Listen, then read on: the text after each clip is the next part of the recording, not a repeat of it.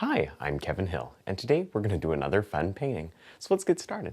We'll start off today by loading up a 1-inch brush with some white and just the tiniest touch of yellow.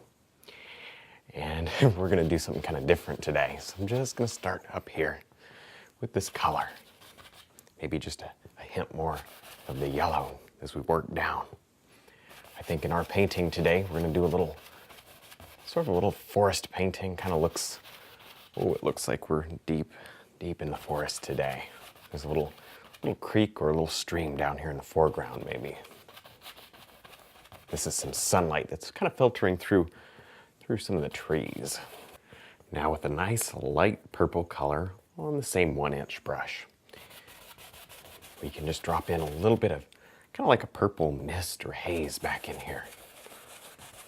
Let that kind of float right around the nice light area. Maybe up and through here we want some too. Because this is a purple color and not so much blue, we can kind of mix it together with the yellow without getting any problems.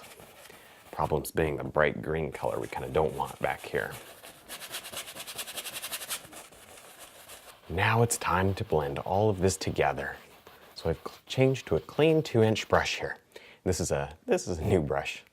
That's why it looks different. Today I just decided it was time to bring a new one into the mix. I like to have one for dark, one for light, and then one to do some of this nice fine blending. Now with our soft hair blender brush and a little bit of yellow and white, let's come right here, right up here at the top, and just sort of drop in a nice little bright area.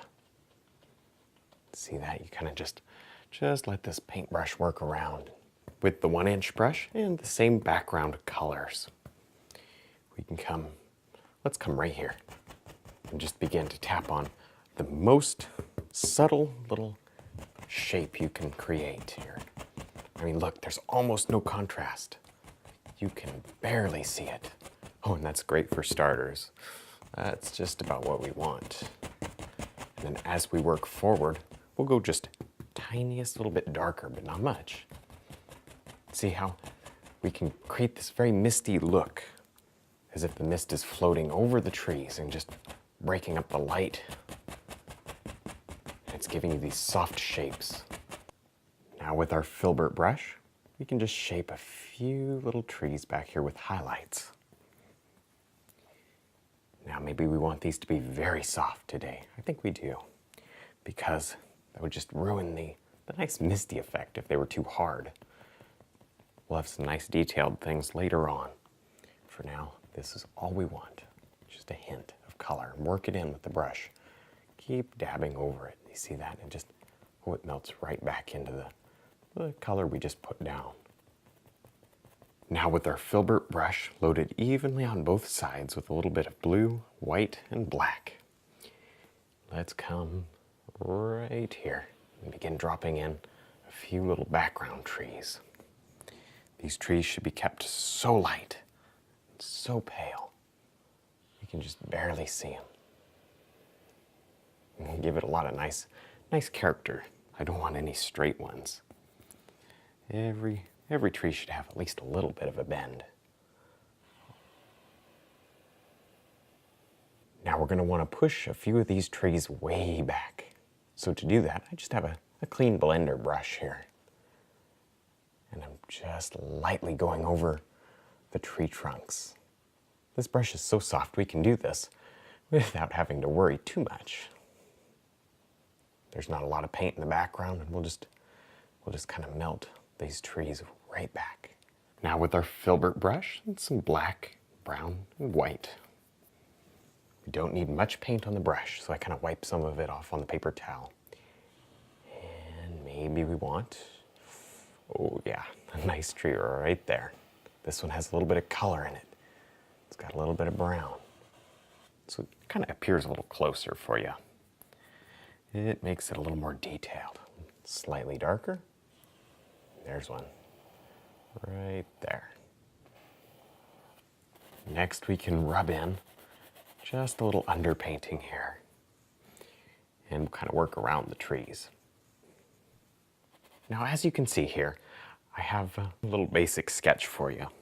I just took the filbert brush and a little bit of the tree color and just kind of sketched out an idea of where I might want to go with this painting. Kind of helps me stay on track, and it kind of gives you a little heads up as to what we're doing. Don't worry here if you just kind of cover up some of your trees. We can go back in and straighten them up very quickly. And of course, this is light, but it's just the underpainting. We will be coming back and adding some nice little highlights. Kind of throw some of that color up in through there if you want to. We'll be putting more paint over there later. Now, as we get away from the background, the color should start getting a little bit deeper and darker. Down here, the underpainting is almost black, just like normal. Now with the 1-inch brush, we'll tap through a little bit of yellow, green, and some nice light gray. And maybe way back here.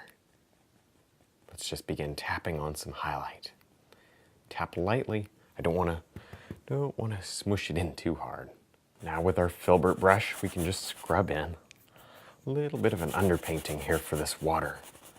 Maybe this is going to be a little stream down here. And so we need a little bit of dark color so we can put the highlights on top. Now we can begin to drop on just a hint of highlight down here on the water. Just kind of pull right across like that. And you get this nice little highlight for you. And there's a little waterfall right there maybe.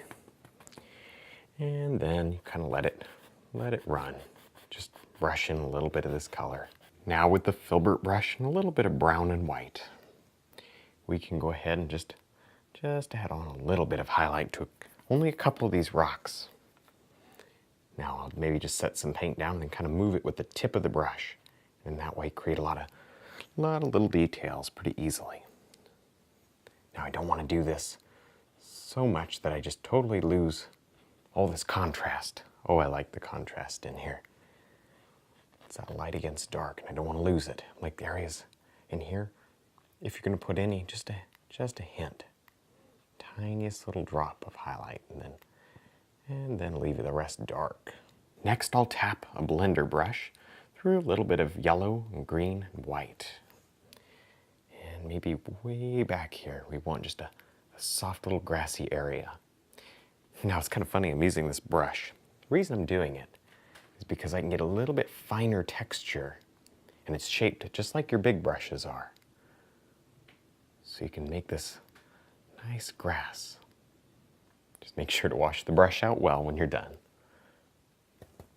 Now I'll tap a fan brush through a little bit of nice light yellow and green.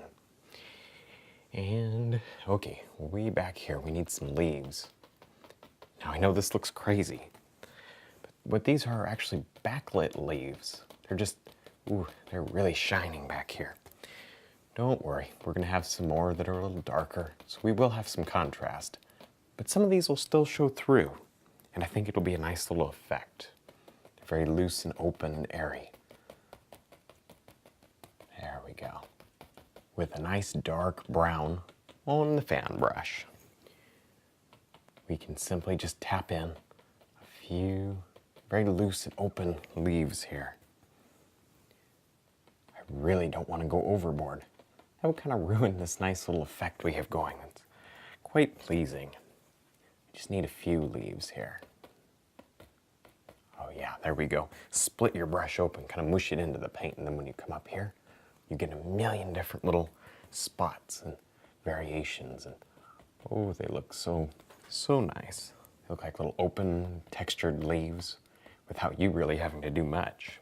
All you do is tap and watch the leaves appear. Now with the filbert brush, we'll load it up with some nice dark black evenly on both sides.